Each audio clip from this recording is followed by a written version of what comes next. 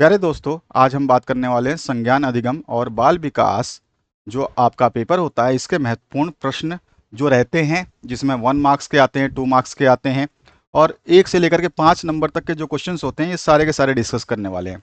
तो इस वीडियो को बड़े ध्यान से समझना है, आपको अच्छे तरीके से तैयार कर लेना क्वेश्चन को, ताकि आप जब भी एग्जाम देने जाओ तो आपको कोई डर ना रहे और आराम से अपना पेपर क्लियर कर लो। पहले प्रश्न से स्टार्ट करेंगे। पहला प्रश्न जो पूछा गया यहाँ पे, कोहलर ने अपना प्रयोग किस जानवर पे किया था?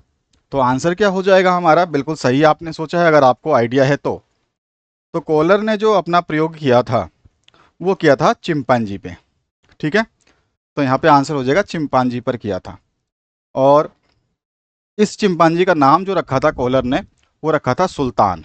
ठीक है, ये चीज़ आपको ध्यान रखनी है। नेक्स्ट जो क्वेश्चन है, दूसरे क्वेश्चन की बात करते हैं। बच्चों के नैतिक विकास में किस पक्ष का उल्लेख किया जाता है?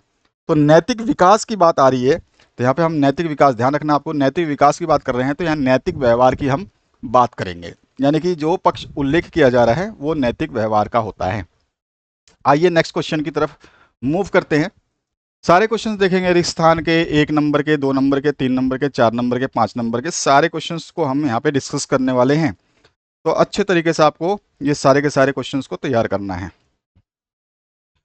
यहाँ पे पहला जो क्वेश्चन है, इसमें पूछा गया बुद्धि लब्धि का सूत्र लिखिए। तो बुद्धि लब्धि का जो सूत्र होता है वो होता है आपका मानसिक आयु। हमारा जो मानसिक आयु होता है ना, मानसिक आयु बटे में हम क्या करते हैं, वास्तविक आयु, वास्तविक आयु। ठीक है, और इसके साथ में हम गुणा कर देते हैं, परसेंटेज निकालते हैं तो 100 से गुणा कर देते हैं। ध्यान रखना है आपको, ये सूत्र जो है विलियम स्टर्नबर्ग द्वारा जो है दिया गया था, ये भी आपको ध्यान रखना है। इसके बाद जो नेक्स्ट क्वेश्चन है, मस्तिष्क के कितने भाग होते हैं? तो मस्तिष्क के आपको पता है 3 मुख्य भाग होते हैं। पहले भाग की बात करें तो इसमें फोर ब्रेन यानी कि अग्र मस्तिष्क आता है। पहला है अग्र मस्तिष्क, दूसरा जो आता है आपका मध्य मस्तिष्क। ठीक है, मध्य मस्तिष्क होता है, और तीसरा जो होता है उसको हम बोलते हैं पश्चिम मस्तिष्क। ठीक है, पश्चिम मस्तिष्क, तो ये आपको ध्यान रखना है। इसके बाद नेक्स्ट जो क्वेश्चन है, इसमें खेल का कोई एक उद्देश्य लिखिए। तो खेल जो है अच्छे स्वास्थ्य को सुनिश्चित करते हैं और एक अच्छी काया का निर्माण भी करते हैं। तो ये सबसे सिंपल आंसर हो जाएगा।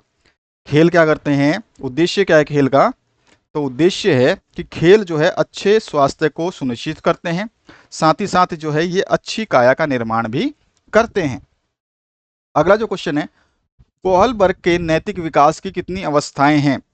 तो कोहल वर्ग के नैतिक विकास की जो अवस्थाएं हैं उनको हम बता सकते हैं आसानी से। तो पहला जो अवस्था हम बताएंगे, पूर्व रूढ़िवाद नैतिकता अवस्था।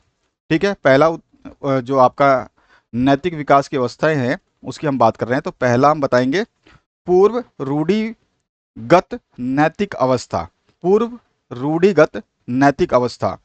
दूसरा जो है रूढ़िगत नैतिक अवस्था, और तीसरा जो है हम बताएंगे उत्तर रूढ़िगत नैतिक अवस्था। ठीक है, ये 3 अवस्थाएं जो हम बता देंगे। इसके बाद आइए नेक्स्ट क्वेश्चन की तरफ हम बात करते हैं। नेक्स्ट जो क्वेश्चन है, युंग के अनुसार व्यक्तित्व के कितने भाग हैं? युंग के अनुसार बोला गया है। तो युंग के अनुसार जो है व्यक्तित्व 2 भागों में बांटा गया है। कितने भागों में? 2 भागों में। पहला जो है बहिर्मुखी होता है और दूसरा जो है अंतर्मुखी होता है। ध्यान रखना है आपको, ये सारे क्वेश्चंस जो बता रहा हूँ बड़े तरीके से याद करना। अगर आप अच्छा रिजल्ट चाहते हैं, आराम से पहले अटेम्प्ट में पास होना चाहते हैं, तो इन सभी क्वेश्चंस को बड़े ध्यान से सुने और लिखें भी। अगर आपको ऐसा लगता है कि आप भूल जाएंगे तो जो हम आपसे बता रहे हैं उन क्वेश्चन के आंसर को अच्छे तरीके से नोट भी करें। नेक्स्ट जो क्वेश्चन है, इसमें पूछा गया थार्डनाइक के अभ्यास के नियम के 2 उपनियम लिखने हैं। तो 2 उपनियम क्या होंगे, जिसको उपनियम या गौण नियम भी कहते हैं। उपनियम की बात कर रहा है, मुख्य नियम की बात नहीं कर रहा है। मुख्य नियम की बात करते हैं। अगर मुख्य नियम पूछ ले तो क्या होगा, ये भी हमारे को पता होना चाहिए। मुख्य नियम भी पूछता है, ध्यान रखना है आपको। तो मुख्य नियम में पहले बता रहा हूं मैं मुख्य नियम, उसके बाद हम बात करेंगे उपनियम की। तो मुख्य नियम में पहला आ जाता है तत्परता का नियम। जिसको हम लॉ ऑफ रेडीनेस बोलते हैं, ठीक है। और दूसरा जो पहला मैंने बताया आपको तत्परता का नियम, ठीक है, जिसको लॉ ऑफ रेडीनेस बोलते हैं। दूसरा जो है मुख्य नियम कौन सा होता है, तो दूसरा जो मुख्य नियम होता है उसको बोलते हैं हम प्रभाव का नियम, जिसको लॉ ऑफ इफेक्ट भी बोलते हैं। और तीसरा जो मुख्य नियम है वो कौन सा है, तो तीसरा जो मुख्य नियम है वो हमारा है अभ्यास का नियम, जिसको लॉ ऑफ एक्सपीरियंस भी बोलते हैं, ठीक है। तो ये आपको 3 नियम मुख्य नियम में आते हैं। उपनियम की बात करें तो उपनियम जो हमारा मेन क्वेश्चन पूछा गया इसकी बात करते हैं। तो उपनियम में जो है बहुत सारे नियम हैं। तो आपसे पूछा केवल कितने हैं, केवल आपसे पूछा गया है 2, बाकी होते हैं मेन 5। मैं 5 के नाम बता देता हूँ, आपको ध्यान रहना चाहिए, कभी कभी 5 ही पूछ लेता है। और कभी कभी एमसीक्यू बनता है थार्नाइड के अभ्यास के मुख्य नियम कितने हैं, तो वो 3 हैं। ध्यान रखना, मुख्य नियम कितने हैं, 3 हैं। उपनियम या गौण नियम कितने हैं, तो वो है 5। ये ध्यान रखना है आपको, ठीक है। ये सारी चीजें आपको बहुत अच्छे तरीके से समझना है। अगर आप वीडियो को स्किप करके भागना चाहते हो तो भाग सकते हो, कोई दिक्कत नहीं है, एग्जाम आपको देना है। तो थार्नाइड के अभ्यास के 2 उपनियम की बात कर रहे हैं, जिसको हम गौण नियम भी बोलते हैं। तो इसमें बहु अनिक्रिया का नियम आता है। पहला आता है बहु अनिक्रिया का नियम। दूसरा जो हम बात करें, दूसरा नियम जो आता है उसको बोलते हैं मानसिक स्थिति का नियम। और तीसरा जो है उस नियम का नाम है आंशिक क्रिया का नियम।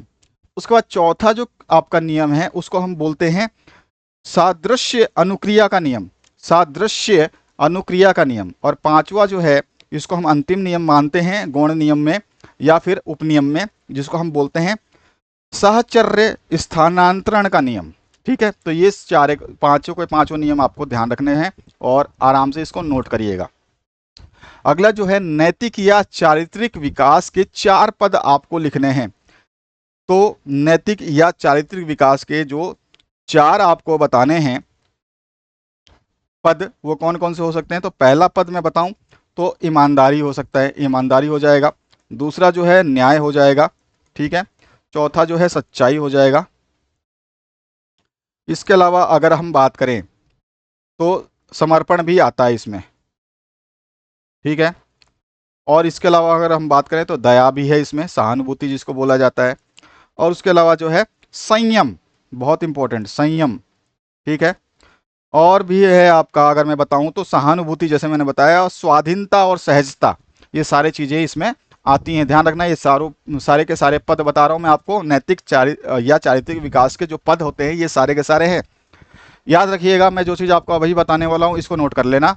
कभी भी जब आप आंसर लिखते हैं तो मेन जो आपके टॉपिक हैं, यानी कि मेन जो हेडलाइन है वो आपकी सही होनी चाहिए। उसके बाद उस हेडलाइन के अंदर आप क्या बकवास लिखते हो उसका कोई औचित्य नहीं है, एग्जामिनर उनको नहीं पढ़ता है। तो आपको ये ध्यान रखना है कि आपका मेन हेडिंग जो होता है ना, ये बिल्कुल सही होना चाहिए। जैसे मैंने मुख्य नियम बताए हैं या उपनियम या गौण नियम जो बताए हैं, अगर इसका आपने हेडिंग जो मैंने आपको 5 बताई है हेडिंग ये लिखने हैं तो बस इसको लिख दीजिए। अगर ये बड़ा क्वेश्चन बनता है तो आप इसमें कितनी भी बकवास लिखिए, आप अपने हिसाब से लिख सकते हैं। बकवास का मतलब ये है कि आप जितना भी एक्स्ट्रा आपको समझ में आता है वो लिख सकते हैं अगर आपको याद नहीं है। लेकिन मुख्य चीज़ें जो है, मुख्य चीज़ें क्या होती हैं, मुख्य चीज़ें वो होती हैं जो आपकी हेडलाइन होती है, जिसको हम अंडरलाइन करके दिखाते हैं कि देखो भैया ये मेन हेडलाइन है, ठीक है। जिसमें हमने बताया ईमानदारी, तो ईमानदारी के बारे में आप थोड़ा सा लिख सकते हैं, ईमानदारी क्या होती है, कैसे होती है, क्या होती है, नहीं होती है, बस आपको जो भी है समझाना है। न्याय क्या होता है, न्याय की आवश्यकता क्या है, सच्चाई क्या है, सच्चाई किस तरह से जो है साथ देती है, ये सब चीज़ें आप लिख सकते हैं। लेकिन आपको जो है विश्वास करना है अपने आप पे और लिखना है आपको, मुख्य जो आपके पॉइंट है वो सही होने चाहिए। अगला जो है रुचि को प्रभावित करने वाले 4 कारकों को लिखिए। रुचि को क्या क्या प्रभावित करते हैं, तो सबसे पहले अगर हम रुचि की बात करें, रुचि को जो प्रभावित करने वाले कारक है, इसमें अगर मैं पहला कारक बताऊं तो पारिवारिक आर्थिक दशा जो है ये हम बता सकते हैं। परिवार की आर्थिक दशा, ठीक है, रुचि को प्रभावित करता है। भैया आपके पास पैसे नहीं है तो आपका कितना भी बड़ा इंटरेस्ट हो, आप बनना चाहते हैं एक हॉकी प्लेयर या क्रिकेट प्लेयर या बास्केटबॉल या फिर जो भी आप बनना चाहते हैं, तो आप जब बनेंगे ना, जब आपके पास में पैसे होंगे, अगर आपके पास में कोचिंग नहीं होगी तो आप कैसे बन पाएंगे कोई एक बड़े खिलाड़ी। तो यहाँ पे सबसे बड़ा कारण जो आ जाता है वो हमारा क्या आ जाता है, कारक, वो आता है परिवार की आर्थिक दशा। उसके बाद में नेक्स्ट जो आता है परिवार की ही बात होती है, जिसमें हम बोलते हैं अभिभावक। तो अभिभावक का अनुचित व्यवहार या उचित व्यवहार, ठीक है। उसके अलावा जो है अवधान का केंद्रित ना होना, ये भी कारक जो है हमारे को क्या करता है, प्रभावित करता है। कमजोर स्वास्थ्य जो है हमारा स्वास्थ्य सही नहीं रहेगा तो हमारा रुचि जो है किसी चीज़ में, जैसे आप बीमार हो जाते हैं तो आपको पता ही है कि आपका इंटरेस्ट जो है खाने तक में नहीं होता है, जो कि आपको पूरा बल देता है अच्छे से अच्छे डिशेज ला दिए जाएं। अगर आपका स्वास्थ्य यानी कि आप बीमार हो गए, आपका स्वास्थ्य सही नहीं है, तो वो आपकी रुचि खत्म हो जाएगी उस खाने से ही। तो बाकी सोचिए, आप आगे तो कुछ कर नहीं सकते हैं। उसके अलावा हम कह सकते हैं विद्यालय का कठोर वातावरण जो है हमको प्रभावित करता है। तो ये सारे के सारे कारक जो मैंने बताए हैं, ये 5 कारक आपको बता दिए हैं। ठीक है, थकान का प्रभाव भी इसमें शामिल कर सकते हैं आप। तो ये सारे के सारे प्रभावित करते हैं हमारे रुचि को, ध्यान रखना है। सामाजिक अधिगम को प्रभावित करने वाले कारक कौन कौन से हो सकते हैं? तो सामाजिक अधिगम को प्रभावित करने वाले, ध्यान रखना है, सामाजिक अधिगम को प्रभावित करने वाले कारक क्या क्या हो सकते हैं? तो इसमें सबसे पहला सामाजिक अधिगम को प्रभावित करने वाला कारक जो हम मानते हैं, वो शारीरिक स्वास्थ्य यानी कि फिजिकल हेल्थ जो है वो प्रभावित करता है। उसके बाद जो है शारीरिक के बाद में क्या होता है, मानसिक स्वास्थ्य हो जाता है, जिसको हम मेंटल हेल्थ बोलते हैं। सीखने की हमारी इच्छा जो है वो भी एक जो है विलिंगलेस, जिसको बोलते हैं विलिंगलेस ऑफ लर्निंग, वो भी जो है प्रभावित करने वाला कारक साबित होता है। सीखने का जो समय है, लर्निंग टाइम, ये भी प्रभावित करता है अधिगम को। उसके अलावा जो है सीखने में तत्परता जो है यानी कि रेडीनेस टू लर्न, ये भी हमको प्रभावित करता है। विद्यार्थी या बालक की मूलभूत जो क्षमता होती है वो भी प्रभावित करती है। तो ये सारे कारकों को आपको रखना है ध्यान। इसमें रुचि भी आ जाती है, रुचि भी हमारे को प्रभावित करती है। और अभिप्रेरणा का स्तर जो समाज के हिसाब से हमें अभिप्रेरणा मिली है, जो मोटिवेशन मिला है, वो कैसा है, वो भी हमको प्रभावित करता है। तो ये सारी चीज़ें हमको मेन पॉइंटों पे फोकस रखना, ध्यान रखना। आपको सूत्र बता रहा हूँ, अगर आपको डीएलएड एग्जाम आसानी से पास करना है तो मेन पॉइंट को रटिए कैसे भी करके। उसके आगे जो बड़ा बड़ा लिखा हुआ है वो जरूरी नहीं है।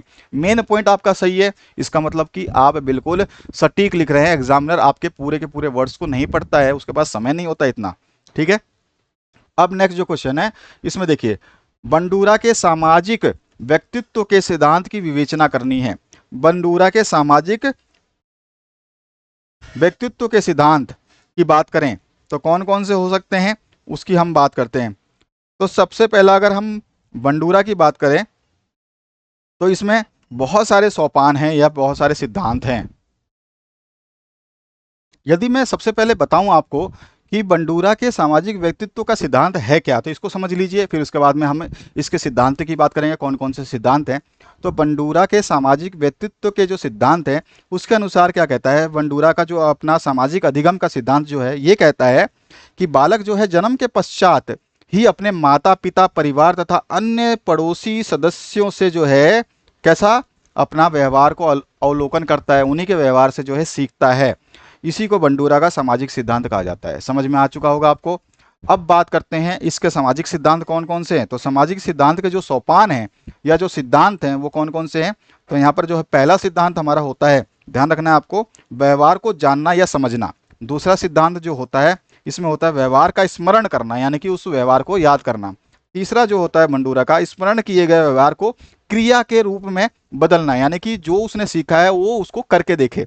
जैसे आपने देखा होगा आपके घर में भी बच्चे होंगे, छोटे बड़े जैसे भी आपने सदस्य देखे होंगे, भाई बहन देखे होंगे, तो वो आप लोगों को देख करके जो कुछ सीखता है उसको अपने अनुक्रिया में यानी कि अपनी क्रिया में शामिल करता है, वो ऐसा ही करने लगता है। और चौथा जो है इसमें हम लिख देंगे व्यवहार का पूर्ण बलन, यानी जो हमने व्यवहार उनको सिखाया है उसको बहुत ही दृढ़ता से जो है उसको फॉलो करता है। तो इस तरह से ये 4 सिद्धांत हैं, ध्यान रखना है। पहला, दोबारा बोल रहा हूँ, पहला जो है व्यवहार को जानना या समझना होता है। दूसरा जो है व्यवहार का स्मरण करना होता है, यानी व्यवहार को याद करना होता है। तीसरा जो है व्यवहार को क्या करना है, याद कर लिया, अब उस व्यवहार को जो है क्या करेगा, वो क्रिया के रूप में लाएगा, यानी कि स्मरण किए गए व्यवहार को क्रिया के रूप में लाना। और चौथा जो है इसमें क्या करेंगे, व्यवहार का पूर्ण बलन, यानी कि व्यवहार को जो है बलपूर्वकता वो क्या करेगा, स्थापित करने की कोशिश करेगा, प्रयास करेगा। अब आते हैं हम अगले प्रश्न के तरफ जो कि आपसे पूछा गया है। ध्यान रखिएगा, क्वेश्चनों को समझना है, आराम से आप सब कुछ कर सकते हैं, बेहतरीन कर सकते हैं और बेस्ट से बेस्ट कर सकते हैं, आपके ऊपर डिपेंड है अगर आप सब चीज़ समझते हैं जैसे मैंने बताया। प्रतिरूपों के चयन को प्रभावित करने वाले कारक लिखिए। तो प्रतिरूपों के चयन को प्रभावित करने वाले कौन कौन से कारक है ये आपको इसमें बताना है। इसके बाद जो अपना अगला क्वेश्चन आता है, इसमें पूछा गया स्किनर के अनुसार आत्मनियंत्रण की विधि जो है वो कौन सी है? तो उद्दीपन परिवर्तन जो है आत्मनियंत्रण की विधि है। आइए नेक्स्ट क्वेश्चन की तरफ बात करते हैं। थारनाइट के सीखने के 2 नियम आपको बताने हैं। इसमें पहला हम नियम जो लिखेंगे वो हमारा क्या हो जाता है? पहला नियम जो है वो होता है उपयोग का नियम। ठीक है, उपयोग का नियम। और दूसरा जो होता है उसको हम कहते हैं अनुप्रयोग, अनुप्रयोग का नियम। ठीक है, तो ये आपको ध्यान रखना है। पावलाव का अनुकूलित अनुक्रिया का सिद्धांत क्या है? पावलाव का अनुकूलित अनुक्रिया का सिद्धांत क्या है, ये आपको बताना है। तो हम कह सकते हैं पावलाव का जो अनुकूलित अनुक्रिया का सिद्धांत है, इसको हम जो है क्लासिकल कंडीशनिंग थ्योरी भी बोलते हैं। क्लासिकल कंडीशनिंग थ्योरी के रूप में भी हम जानते हैं। इसमें क्या होता है कि जो भी हम प्रोत्साहन के लिए एक सीख जो है देते हैं, उसकी एक प्रतिक्रिया होती है। जो भी हम प्रोत्साहन के लिए कोई सीख देते हैं, उसके प्रति जो है एक क्रिया होती है, प्रतिक्रिया होती है, जो पहले कैसी होती है? तटस्थ होती है। पहले कैसी होती है? तटस्थ होती है। यह सिद्धांत जो है प्रतिक्रिया, जो आपकी प्रतिक्रिया है या प्रोत्साहन के बीच जो है पुनरावृत्ति के संबंध में जो व्यवहार है उसके अनुकूलन पे जोर देता है। थोड़ा सा डेफिनेशन हल्का सा अलग है, दोबारा सुनिएगा, आपको समझ में आ जाएगा। तो अनुकूलित अनुक्रिया का सिद्धांत जो होता है, अगर मैं इसको सिंपलेस्ट शब्दों में अगर आपको समझाऊं, तो इसमें क्या होता है? अस्वाभाविक जो उत्तेजना जो होती है ना, उसके प्रति जो है स्वाभाविक क्रिया का उत्पन्न होना जो है वो पावलाव का अनुकूलित अनुक्रिया का सिद्धांत कहलाता है। दोबारा बोल रहा हूं, अस्वाभाविक जो उत्तेजना होती है उसके प्रति स्वाभाविक क्रिया का उत्पन्न होना जो है पावलोव का अनुकूलित सिद्धांत है।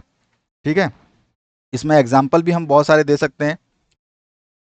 इसके अलावा जो है स्किनर का सीखने का सिद्धांत समझाइए। तो स्किनर के सीखने का सिद्धांत क्या है, ये आपको बताना है। तो अगर मैं बात करूं स्किनर के सीखने का सिद्धांत कौन सा है, तो इसको आपने पढ़ तो लिया होगा। जब भी कार्य में सफलता मिलती है तो संतोष प्राप्त हो जाता है। स्किनर का क्या बोलना है कि स्किनर कहते हैं कि जब भी कोई कार्य करते हैं और उसमें सफलता मिलती है तो हमें संतोष प्राप्त हो जाता है। और ये संतोष जो है क्रिया को बल प्रदान करता है। यानी कि जैसे हमने कुछ करा, उसका रिजल्ट अच्छा मिला, अरे यार मेरे को तो ये चीज़ मिल गया, मैंने करा था, तो उससे क्या होता है? हमारे को एक बल मिलता है। तो हम कह सकते हैं सीधा सीधा कि जब भी हम कोई कार्य करते हैं, उस कार्य में जब सफलता मिलती है तो हमें एक संतोष प्राप्त होता है। और उस संतोष से जो है हमारी कार्य करने की क्षमता यानी क्रिया को जो है बल मिलता है। और इस पूर्ण बल को, जो ये पूर्ण बल जो मिलता है, इससे से अधिक अभ्यास से हम जो है क्रिया को और भी बल दे सकते हैं। इसी सिद्धांत को जो है स्किनर का सीखने का सिद्धांत कहा जाता है। सिंपलेस्ट शब्दों में मैं कह सकता हूँ। जटिल व्यवहार जो है इसमें हटाया जाता है। बाकी सब कुछ आपके ऊपर है कि कैसे लिखना है। मैंने जो समझा है इसको आप शब्दों में लिखें कि जब भी हम कोई कार्य करते हैं तो हमें सफलता मिलती है और सफलता से संतोष प्राप्त होता है। संतोष जो है हमारे को और कार्य करने की क्षमता यानी क्रिया को बल देता है। और उसी बल के द्वारा जो है हम पूर्ण बलन यानी कि बहुत ज़्यादा मेहनत करके और भी प्रयास करते हैं। और अत्यधिक प्रयास की क्रिया जो है हमारे क्या कहती है, स्किनर का सीखने का सिद्धांत जो है बताती है। बालक के शारीरिक विकास में खेलों की भूमिका का वर्णन करना है। तो बालक के शारीरिक विकास में खेलों की क्या भूमिका है? बहुत ही सिंपल सा क्वेश्चन है। ये 8वीं का बच्चा भी बता सकता है कि भैया खेल की वजह से क्या भूमिका हो सकती है। तो खेल जो है ये सर्वांगीण विकास करता है। ठीक है, उसके अलावा जो है खेलों द्वारा जो है बालकों में निर्णय की क्षमता भी बढ़ती है। सही है। उसके अलावा जो है वस्तुओं की जानकारी अच्छी तरीके से प्राप्त होती है। समायोजन करने का क्षमता जो है बढ़ जाता है। समन्वय करने का भी क्षमता बढ़ जाता है। सद्भाव की भावना जागती है और साहस की वृद्धि होती है। सह अस्तित्व जैसे गुणों का जो है पनपना इसमें स्टार्ट हो जाता है। और इस तरह से पूर्ण रूप से जो है एक बालक का विकास जो है खेलों के माध्यम से होता है। तो ये सारी चीज़ें आप इसमें बताएं। शारीरिक विकास में ये सारी भूमिकाएं हैं। आपको बस सही तरीके से समझ के लिखना है। जैसे जैसे मैं आपको बता रहा हूँ इस तरह से लिखना है। व्यक्तित्व के विकास को प्रभावित करने वाले कारकों पर जो है टिप्पणी लिख देनी है। व्यक्तित्व के विकास जो होते हैं इस पे कौन कौन से चीजें जो है प्रभावित करती हैं यह बताना है।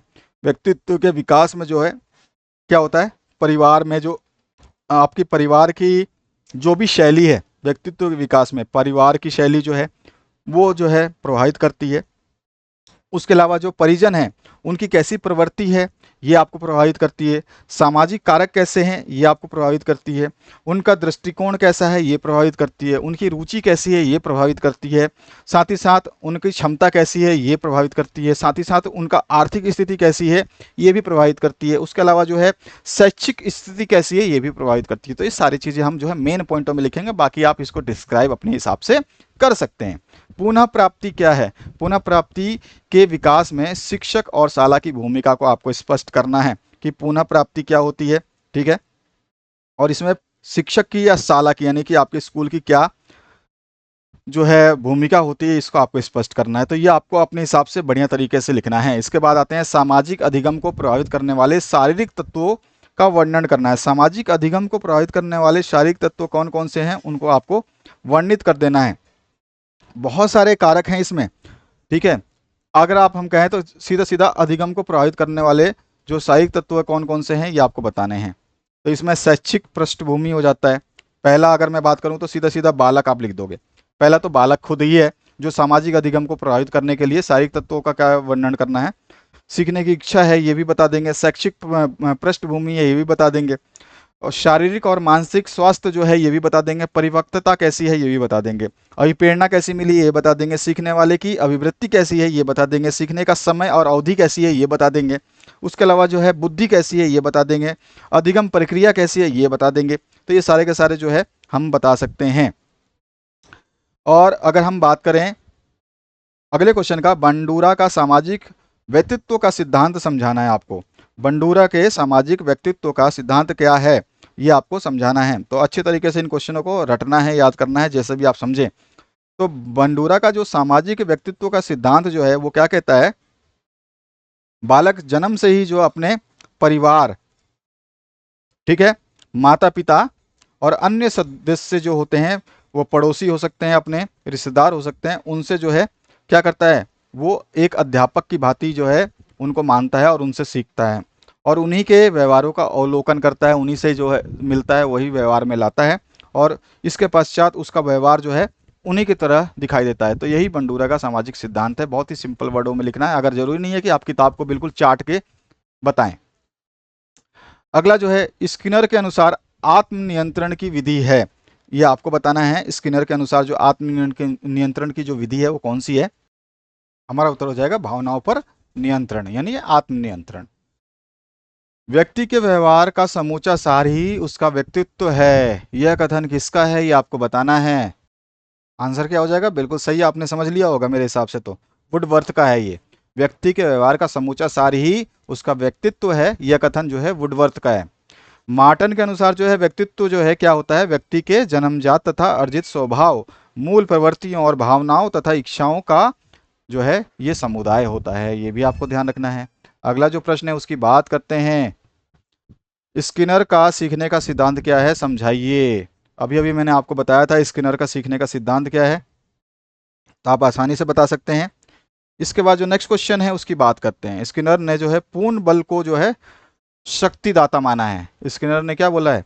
पूर्ण बल को जो है शक्तिदाता माना है, क्योंकि जब मनुष्य जो है सीखने के उद्देश्य को प्राप्ति करने लग जाता है तो उसके अंदर एक शक्ति प्रदान हो जाती है। इस सिद्धांत के अनुसार जो है पूर्ण बलन के अभाव में सीखने की प्रक्रिया मंद हो जाती है। जो पूर्ण बल ही नहीं है तो मंद हो जाता है। जब मनुष्य की सीखने में लक्ष्य की आवश्यकता पड़ती है तब उसको जो है सीखने में प्रबल प्रवृत्ति दिखाई देती है। अगला है थार्डनाइट के सीखने के कोई दो नियम आपको बताने हैं। थार्डनाइट के सीखने के कोई दो नियम आपको बताने हैं। कौन कौन से हो सकते हैं? एक पहला तो नियम मैं बता देता हूँ आपको, तत्परता का नियम। दूसरा जो नियम है अभ्यास का नियम। और चौथा जो है तीसरा जो है आपका परिणाम का नियम। तो आपको दो ही नियम बताने हैं लेकिन तीन नियम है, ध्यान रखना है आपको। तत्परता का नियम, अभ्यास का नियम और परिणाम का नियम।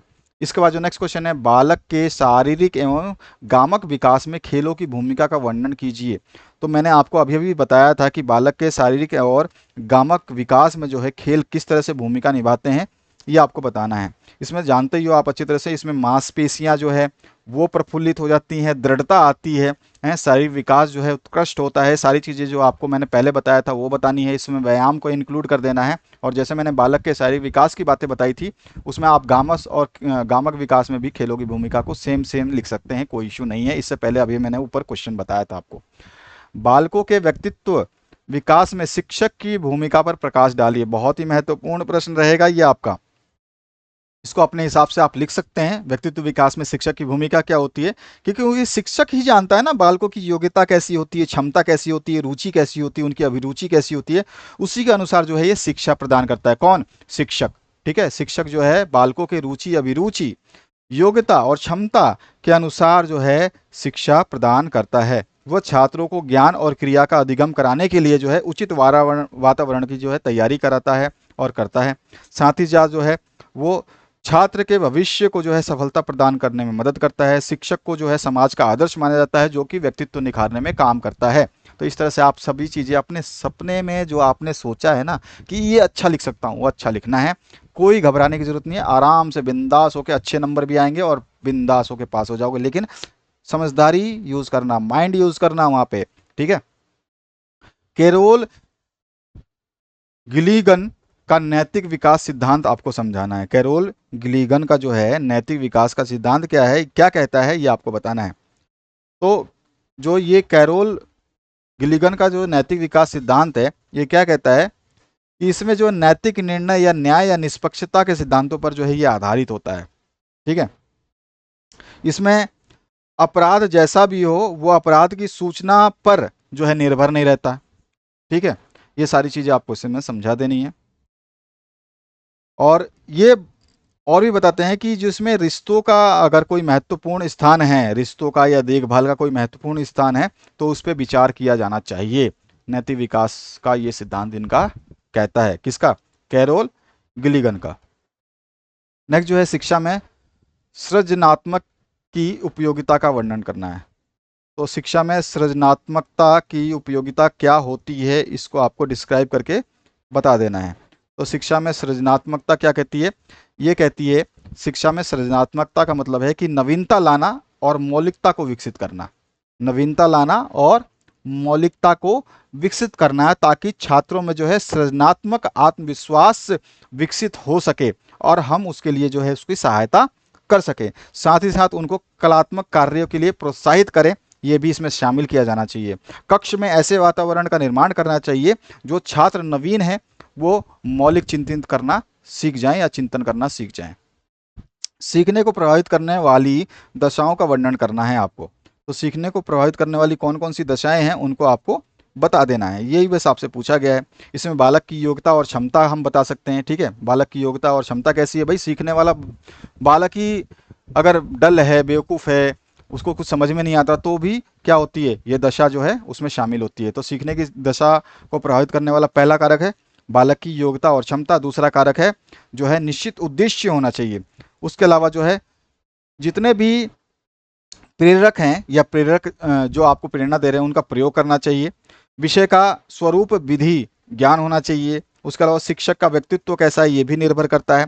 सहायकों का साधन का कैसा प्रयोग करते हैं, जैसे हम सिखाने के लिए कुछ एक्सपेरिमेंट करते हैं, लैब में ले जाते हैं, दिखाते हैं, तो ये कैसा है, ये भी सारी चीज़ें जो है इसमें हम डाल सकते हैं। तो 4-5 चीज़ें आप इसमें लिख देंगे तो ये सारे के सारे प्रभावित करते हैं सीखने के कारक।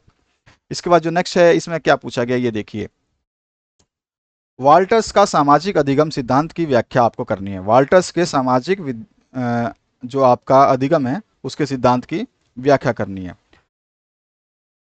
इसके बाद जो है आपसे पूछा गया भाषा के रूपांतरण को समझाना है। तो भाषा के रूपांतरण को अगर आप समझाना चाहें तो किस तरह समझा देंगे? तो भाई किसी भी शब्द अथवा भाषा को किसी अन्य भाषाओं में परिवर्तन करना ही उसका शब्द रूपांतरण या भाषा रूपांतरण कहलाता है। जैसे कि हम बता सकते हैं अंग्रेजी भाषा को ट्रांसलेट करते हैं हिंदी में, हिंदी को जो हम करते हैं अंग्रेजी में, तो ये उल्टा सीधा ट्रांसलेशन चलता रहता है। इसमें उल्टे शब्दों का प्रयोग किया जाता है, कभी सीधे शब्दों का प्रयोग किया जाता है। तो इस तरह से भाषा रूपांतरण जो है किया जाता है। इसमें आप अपने मत भी डाल सकते हैं। इसमें अगला जो प्रश्न है, सीखने अथवा अधिगम का अर्थ एवं परिभाषा लिखिए। तो यहाँ पर आप आसानी से इसके क्वेश्चन के आंसर को देख सकते हैं, मैंने लिख दिया है। पढ़ करके आपका समय और मेरा समय जो है हम बर्बाद नहीं करेंगे।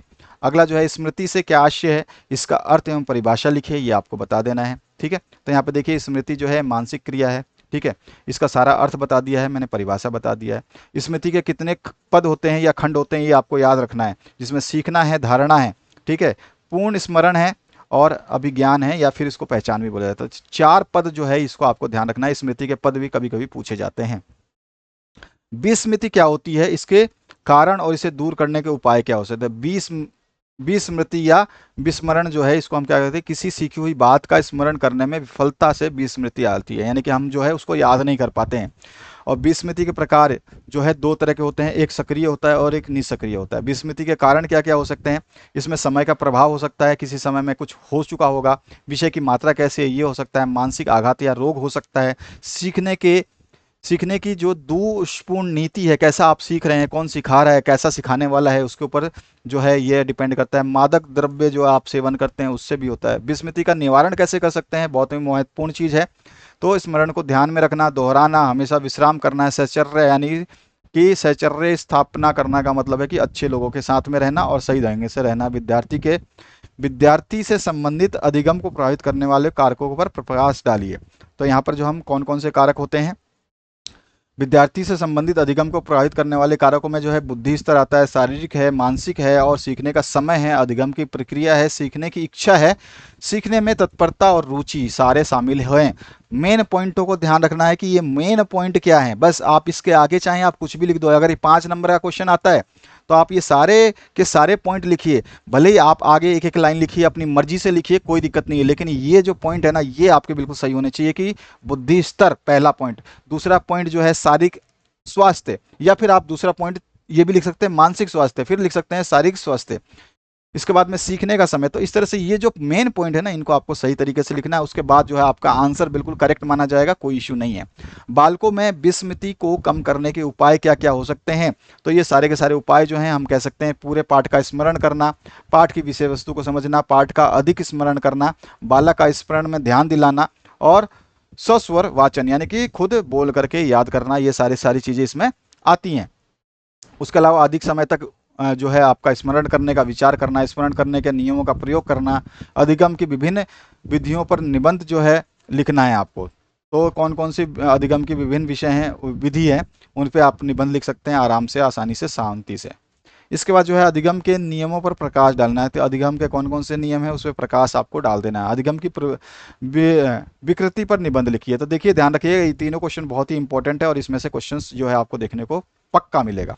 अवधारणा से क्या आशय है ये आपको बताना है। तो अवधारणा का आशय मैंने यहाँ पे उत्तर के रूप में आपको लिख दिया है।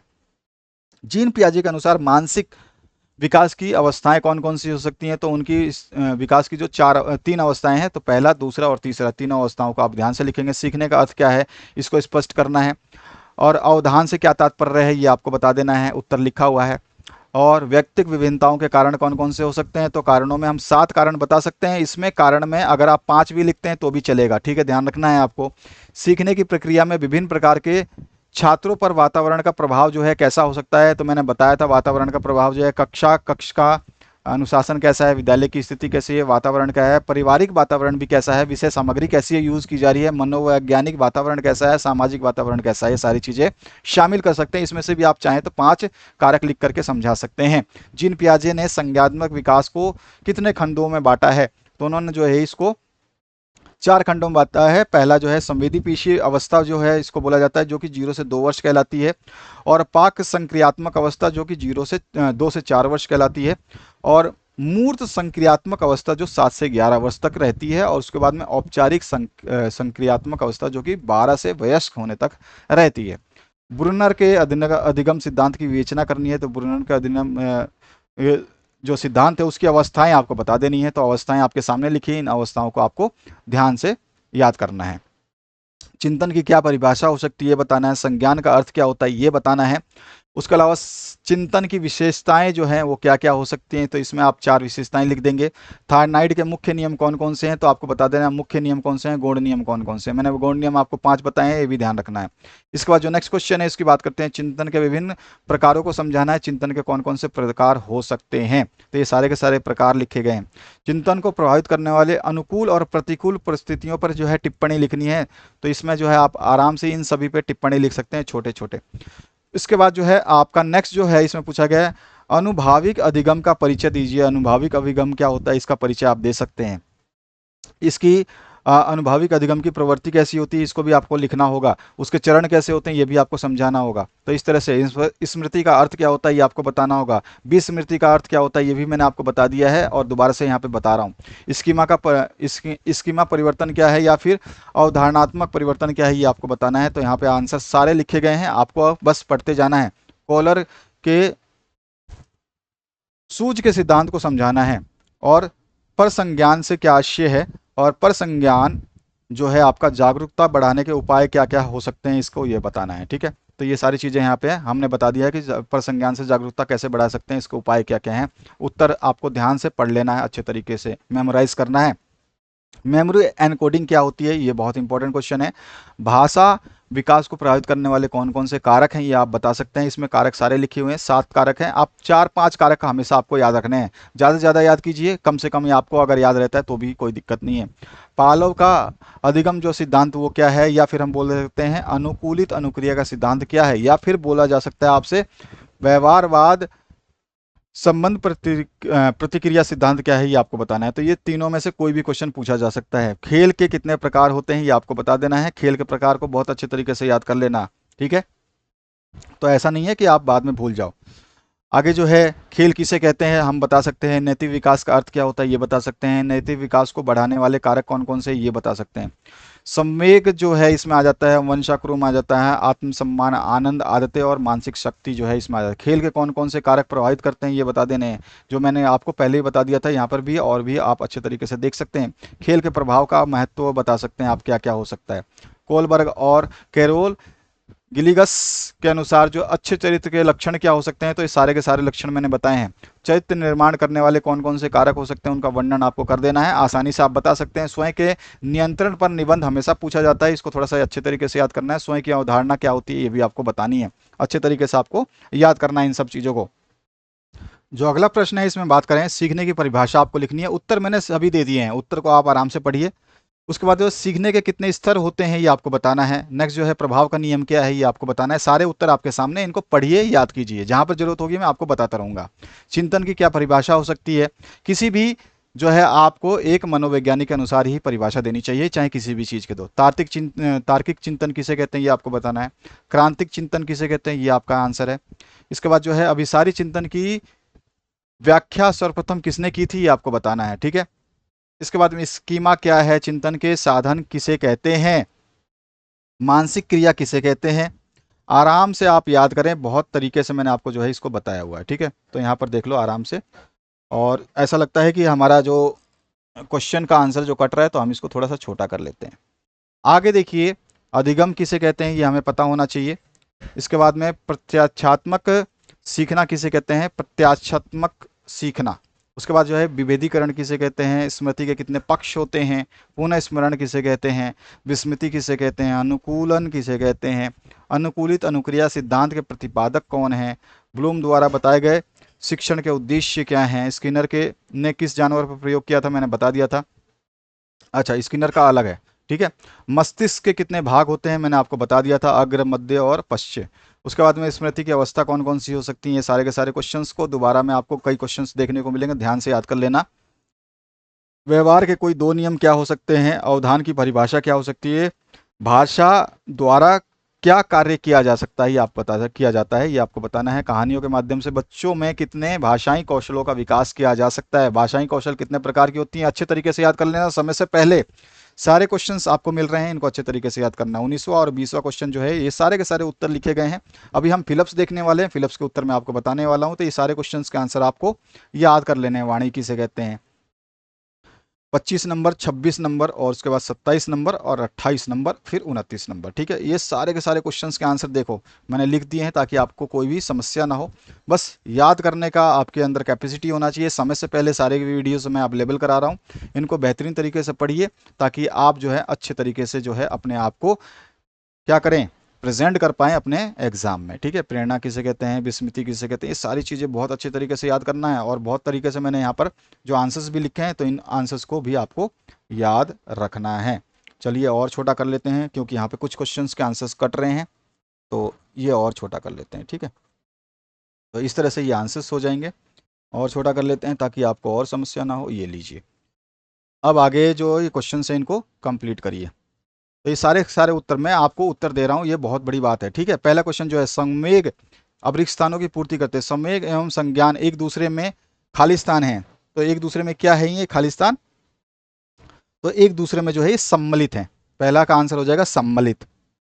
दूसरा जो है, पहले के निर्मित व्यवहार में अनुभव द्वारा हुए परिवर्तनों को खालिस्तान कहते हैं। इसको क्या कहते हैं, अधिगम कहते हैं। क्या कहते हैं, अधिगम कहते हैं। उद्दीपक और प्रतिचार के बीच परिवर्तनीय संबंध को खालिस्तान कहा जाता है, तो इसको कहते हैं अभ्यास। क्या कहते हैं, अभ्यास कहा जाता है। संचारवादी संरचनावादी उपागम बताता है कि खालिस्तान ज्ञान के लिए अत्यंत आवश्यक है। क्या ज्ञान के लिए आवश्यक है, तो आंसर हो जाएगा विद्यार्थी का पूर्व ज्ञान जो है संरचना के लिए अति आवश्यक है। विद्यार्थी का पूर्व ज्ञान जो है, यहाँ पे क्या आ जाएगा, विद्यार्थी का पूर्व ज्ञान, पूर्व। ठीक है, विद्यार्थी का पूर्व। और संज्ञान एवं संवेग के बीच खालिस्तान प्रकार का संबंध होता है। तो कितने प्रकार का संबंध होता है, द्विदिशीय प्रकार का संबंध जो है इसमें होता है। द्विदिशीय प्रकार का संबंध होता है। इसमें जो है सूझ या अंतर्दृष्टि के सिद्धांत को खालिस्तान सिद्धांत भी कहते हैं, तो इसको हम बोलते हैं समग्रकृति सिद्धांत। ठीक है, समग्रति सिद्धांत, समग्र, मैं लिख देता हूं आपको अगर पता नहीं, समग्र यहाँ पे नहीं आएगा, समग्रा कृति सिद्धांत। ठीक है, इसके बाद आइए नेक्स्ट क्वेश्चन की तरफ। यहाँ पे जो है आपसे पूछा गया है, व्यस्की ने खालिस्तान में सामाजिक दृष्टिकोण के संज्ञात्मक विकास का विश्लेषण प्रस्तुत किया। यह आपको बताना है कि व्यस्की ने खालिस्तान में सामाजिक दृष्टिकोण के संज्ञात्मक विकास का विश्लेषण प्रस्तुत किया, तो क्या आंसर हो जाएगा। तो यहाँ पर जो आंसर हम लिखेंगे वो बेहतरीन तरीके से ध्यान रखना है आपको। क्या लिखना है यहाँ पे, खालिस्तान में हमको जो है इसका आपको ने खालिस्तान में यानी कि डेट लिखनी है, तो डेट हो जाएगी 1896 से 1934। उसके बाद जो अधिगम खालिस्तान है, तो अधिगम क्या है, परिवर्तन है। क्या लिखेंगे, परिवर्तन है। E.L. थार्नाइक खालिस्तान के प्रसिद्ध मनोवैज्ञानिक थे, तो किसके थे, अमेरिका के। इसके बाद जो है, जब पुराने ज्ञान तथा अनुभव के द्वारा किसी तथ्य को सीखा जाता है तो इसे खालिस्तान सीखना कहते हैं। तो इसे जो हम क्या कहते हैं, खालिस्तान सीखना, तो यहाँ पे हमारा आ जाएगा सहचर्य। ठीक है ना,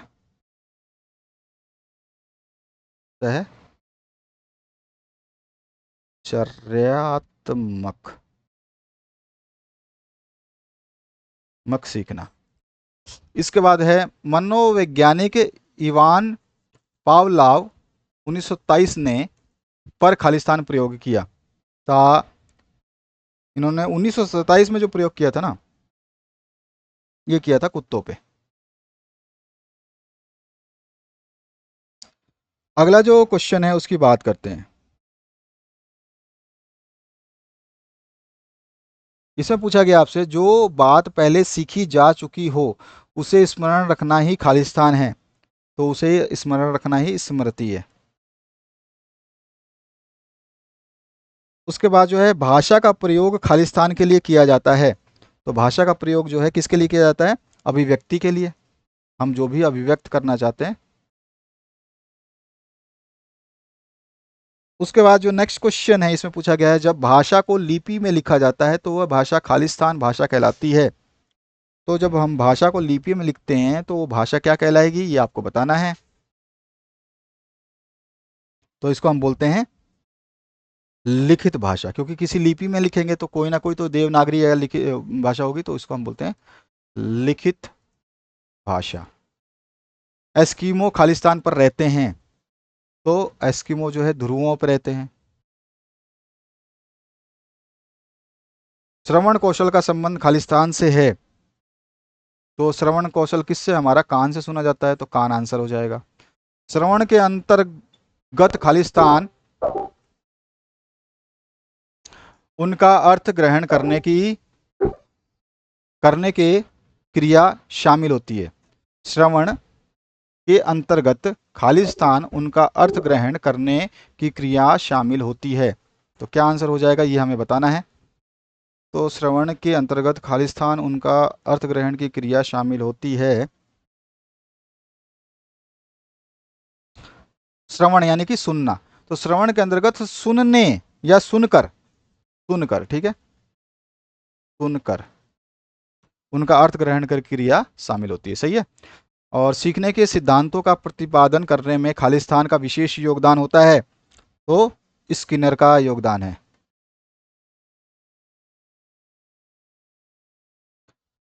भाषा संवाद व खालिस्तान का माध्यम है, तो भाषा जो है संवाद और संप्रेषण का माध्यम है।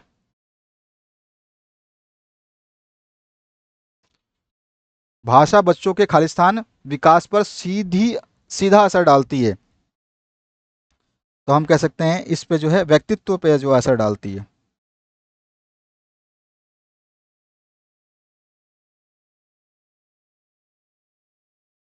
व्यक्तित्व पे असर डालती है। भाषा खालिस्तान का हिस्सा है।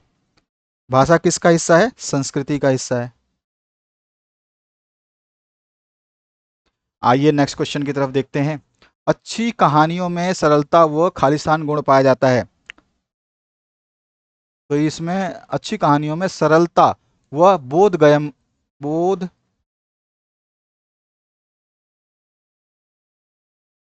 गम्यता, ठीक है, और कहानी अच्छी तरह खालिस्तान की क्षमता का विकास करती है, सुनने की क्षमता का विकास करती है।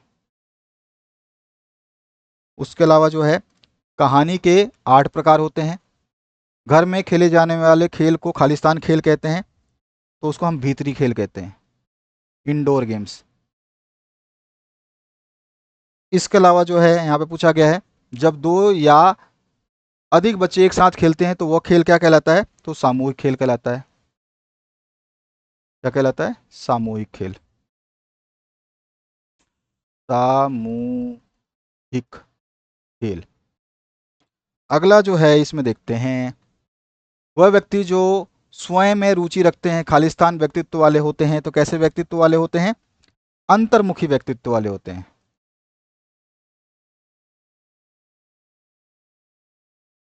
वह व्यक्ति जिनकी रुचि बाह्य जगत में होती है खालिस्तान व्यक्तित्व वाले होते हैं, तो ये बहिर्मुखी होते हैं।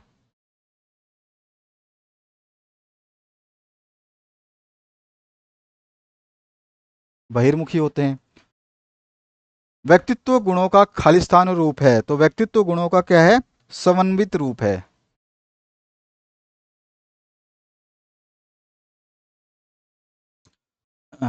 ये समन्वित रूप है।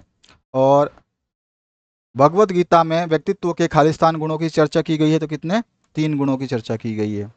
एक व्यक्ति अपने आंतरिक गुणों तथा व्यवहार आदि के संबंध में जो मत रखता है वह वही उसका खालिस्तान कहलाता है, तो वो क्या कहलाता है उसका,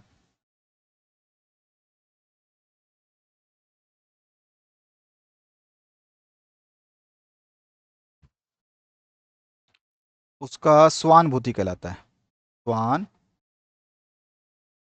स्वानुभूति, ध्यान रखना, मैं जहाँ पे चीज लिख रहा हूँ उसको थोड़ा सा ध्यान रखना। और व्यक्ति स्वयं की योग्यता का जो स्वयं मूल्यांकन करते हैं उसे खालिस्तान कहते हैं, तो उसे आत्मसम्मान कहते हैं।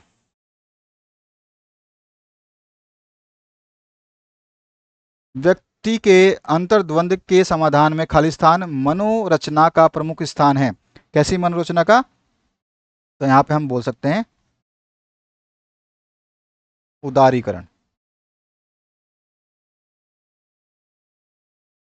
उदातीकरण, ठीक है ना, उदातीकरण।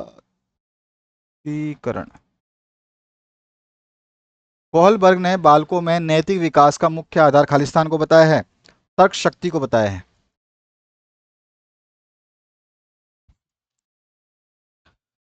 और यहाँ पे संप्रत्यय निर्माण का विकास खालिस्तान अवस्था में होता है, तो ये किशोर अवस्था में होता है।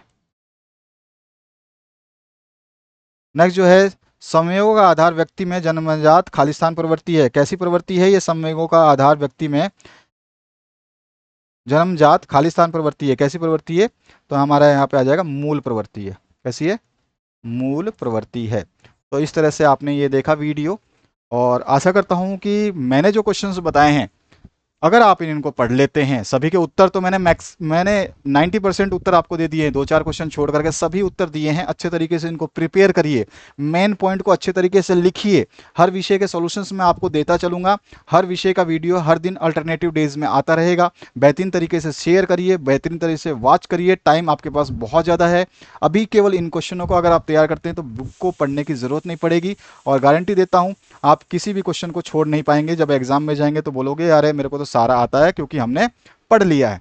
तो आशा करता हूँ इस वीडियो के माध्यम से कुछ ना कुछ बेहतरीन सीखा होगा, और बेहतरीन करने का प्रयास करिए। हर वीडियो को मैक्सिमम तरीके से शेयर करिए और सुनिए। सबसे पहले तो इंपॉर्टेंट है आप खुद को तैयार करिए, शेयर करने की बात बात में है। अपने आप को तैयार करिए, बेहतरीन तरीके से तैयार करिए। तो आशा करता हूँ इस वीडियो से आप लोग जो है बहुत बढ़िया एग्जाम देंगे, और अगली वीडियो के लिए जो है हमें कमेंट कर दीजिए, ताकि हम आपका नेक्स्ट जो है आपका सब्जेक्ट उसको कवर करा पाएँ। Thank you very much, have a good day.